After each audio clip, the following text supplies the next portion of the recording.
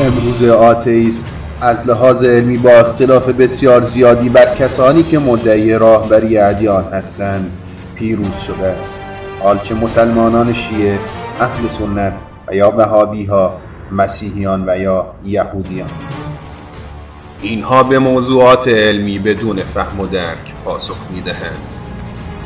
به این دلیل احمدالحسن کتابی نوشت که در آن مهمترین نظریات علمی اثبات شده را مورد بحث قرار می‌دهد. نظریه فرگشت یا تکامل، ژن خودخواه و انفجار بزرگ، نظریه همه چیز و تئوری، موجود بودن بیش از 4 بعد برای این گیتی. آدم چه هنگام روی این زمین زندگی کرد،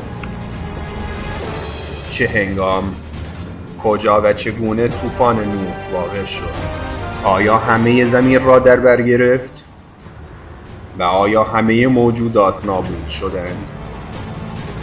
همه این سوالات و بیشتر از اینها را احمدالحسن در کتاب توهم الحاد پاسخ داد.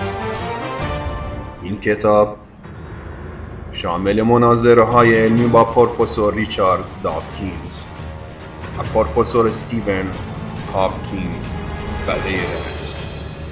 کتاب توهم الحاد به زودی به زبان فارسی در کتابخانه‌های شما.